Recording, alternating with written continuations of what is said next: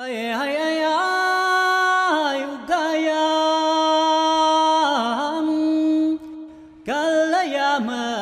galayaman ugayam galayaman ዓለማችን በደረሰችበት 21ኛው ክፍለ ዘመን ላይ አሁንም ድረስ ከሌሎች የሰው ልጆች ተነጥለው በራሳቸው ህግና ደንብ የሚመሩ በተለምዶ ዘላን ተብለው የሚጠሩ የተለያዩ የማህበረሰብ ክፍሎች በተለያዩ የዓለም ክፍሎች ይገኛሉ። ጥንታዊ ወግና ልማዶችን ይሆነኛል ብለው ከሚያከናውኑ በርካታ የዘላን ማህበረሰቦች ውስጥ ኑሯቸው በኋላ የተመሰረተ አስደናቂ ችሎታዎችን የሚያዳበሩ በተለምዶ የውቅያኖስ ሰዎች አሊያም የባህር ዘላኖች በመባል የሚታወቁ ሰዎች እንዳሉስ ስንቶቻችን እናውቃለን? ውድ የአዱ ቤተሰቦቻችን በዛሬው ቆይታችን በተለምዶ የባህር ዘላኖች በእንግሊዘኛው ሴኖሚድስ በመባል ስለሚታወቁት አስገራሚ የባጃው ማህበረሰቦች የአኗኗር ዘይቤ በጥቂቱ ላስቃኛችሁ ወደድኩ።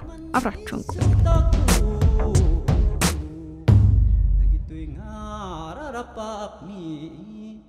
Sampai kuma mai bingayu kadagiti daduma ngatatau ሴኖሚድስ ወይም የባህር ዘላኖች ሙሉ በሙሉ በሚባል ደረጃ ህይወታቸው በውቅያኖሶች ላይ የተመሰረተ ሲሆን በደቡብ ምስራቅ እስያ ውስጥ ከሚኖሩ በርካታ ህዝቦች መካከል የባጃው ማህበረሰቦች ደግሞ በጣም የተዋጣላቸው የባህር ጠላቂዎች ናቸው። በርካታ አስደናቂ ችሎታዎች ያላቸው እነኚህ የባህር ዘላኖች ሳይንሱ አሁንም ድረስ ያልተረዳው በርካታ ክህሎቶችን ያዳበሩ ሲሆን ከሌሎች የሰው ልጆች ጋር ሲነጻጸር ባጃዎች ያለምንም መተንፈሻ መሳሪያ ወይም ነፃ ዳይቪንግን በመጠቀም ብቻ 30 ሜትር ጥልቀት ባለው ባህር ውስጥ ከ13 ደቂቃ በላይ የመቆየት ትልቅ ብቃት እንዳላቸው አረጋግጠዋል። ከ250 በላይ ጥልቀት ባለው ባህር ውስጥ ምግባቸውን የሚሰበስቡት እነኚህ የባህር ዘላኖች አብዛኛውን ጊዜ በታይላንድ፣ ፊሊፒንስ፣ ማሌዥያ እና የኢንዶኔዥያ ምዕራባዊ የባህር ዳርቻዎች ላይ በብዛት የሚገኙ ሲሆን ለተለያዩ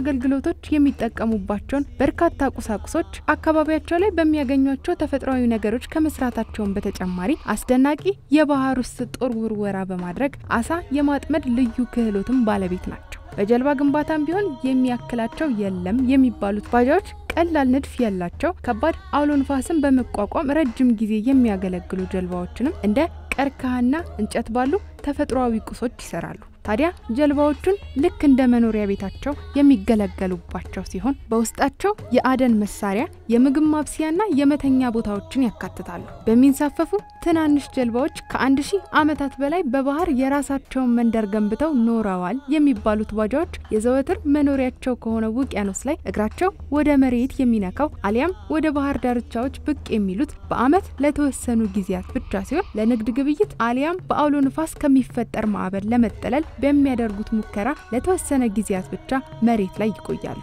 ቀጥ ያለው አለባበስ የማይከተሉት እነኚህ ዘላኖች ምንም እንኳን መሰረታዊ ትምህርት ባይማሩም ለመኖር አስፈላጊ ናቸው የሚባሉ ነገሮችን ከለጋ እድሜያቸው ጀምሮ በርካታ ስልቶችን ከቀድሞያቶቻቸው በጊዜ ሂደት ያዳብራሉ። በተለይ ለዋነኛ መሳሪያ በመሆን የሚያገለግላቸውን የስፒል ሽጉጦች በህብረት በመሆን ይሰራሉ። ከረጅም ጊዜ በፊት ከጃሆር ማህበረሰብ ወደ ማሌዥያ የመጡ ስደተኞች ሊሆኑ ይችላሉ ቢባልም የባጃዎች ማህበረሰብ ትክክለኛ አመጣጥ አሁንም ድረስ ይህ ነው ተብሎ የሚታወቅ ግልጽ የአመጣጥ ታሪክ የላቸው። በአንጻሩ ለብዙ ጊዜያት በኋላ ላይ በመኖር ትውልድን ካስቀጠሉ የዘላን ማህበረሰቦች ውስጥ በዋናነት ተጠቃሽ ናቸው። ምንም እንኳን አሁን ላይ ፈሳዊ ዓለም ጋር በተለያዩ ክብረ በዓሎች ያገናኙናል ብለው የሚያምኑ ሲሆን በተለምዶ ኦምቦዲላውተስ ወይም የባህር አምላክ በማለት የሚጠሩት ፈጣሪም አላቸው።